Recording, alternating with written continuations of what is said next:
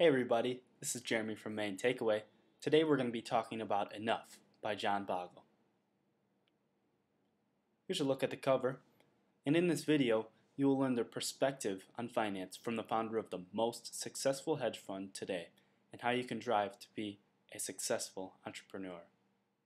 Now the title of the book is very unique, and the reason that he titles the book is because of this story.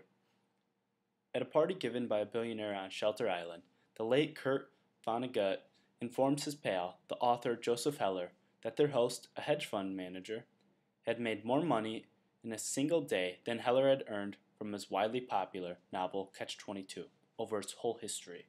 Heller responds, "Yes, but I have something you will never have. Enough." The old epigram from 19th century Great Britain. Some men wrest a living from nature and with their hands. This is called work.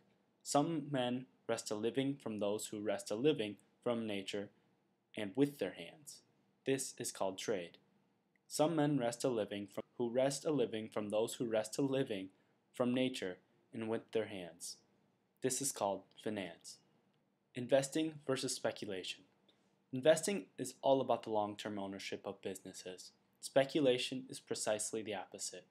It is all the short-term trading, not long-term holding, of financial instruments, pieces of paper, not businesses, largely focused on the belief that their prices, as distinct from their intrinsic values, will rise. In the very long run, all of the returns earned by stocks are created not by speculation, but by investment. Real versus expectations.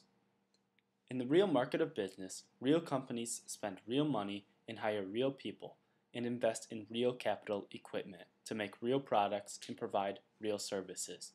If they compete with real skill, they earn real profits, out of which they pay real dividends. But to do so demands real strategy, real determination, and real capital expenditures, to say nothing of requiring real innovation and real foresight. In the expectation market, by contrast, prices are set not by the realities of business just as described, but by the expectations of investors.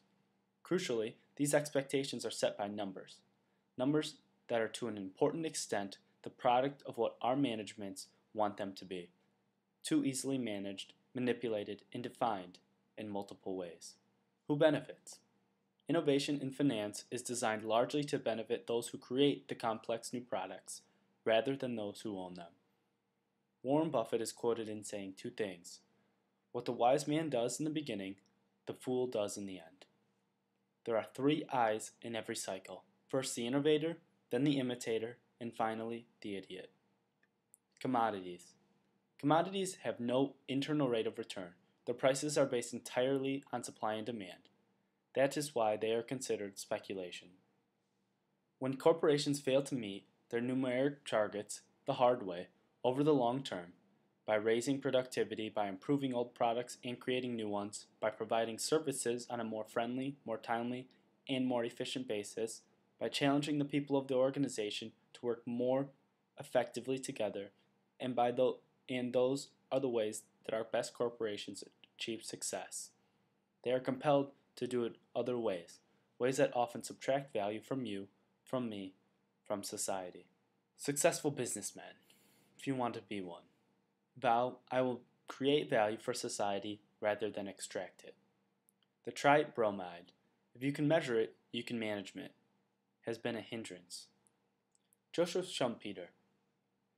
In This Theory of Economic Development, written nearly a century ago, Schumpeter dismissed material and monetary gain as the prime mover of the entrepreneur, finding motivations like these to be far more powerful. The joy of creating, of getting things done, of simply exercising one's energy and ingenuity, the will to conquer, the impulse to fight, to succeed for the sake, not of the fruits of success, but of success. A few things from Ben Franklin. Ben Franklin's creations of a mutual insurance company was a classic example of his community-minded approach of entrepreneurship. He also founded a library, an academy and college, a hospital, and a learned society. None for his personal enrichment, all for the benefit of his community.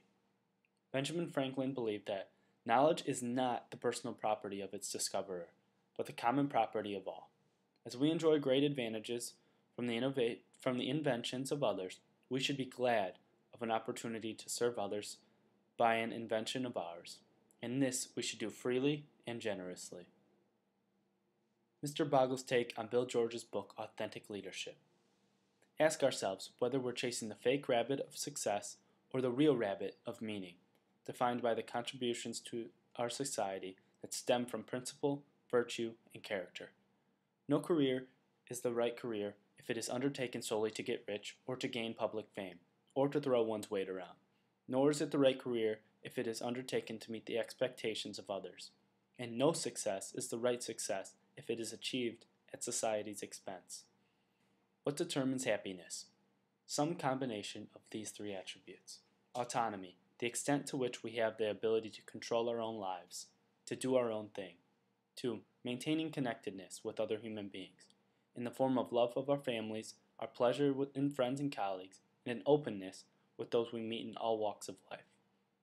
3. Exercising competence, using our God-giving and self-motivated talents, inspired and striving to learn. What's your takeaway from this video? Click on the link below to get it at Amazon and share your own review. Share this on Facebook with someone who needs this. Or tweet at MainTakeAway. Tell us what you learned or how you're going to implement this in your life or business. Or share a comment below about what you liked or disliked about the video. Enough on Amazon. You can get it and leave your own review. Get it new for $10.17 or used for $2.90. It's been rated a 4.5 out of 5 stars by 60 people. And that is it for our summary of Enough by John Bogle.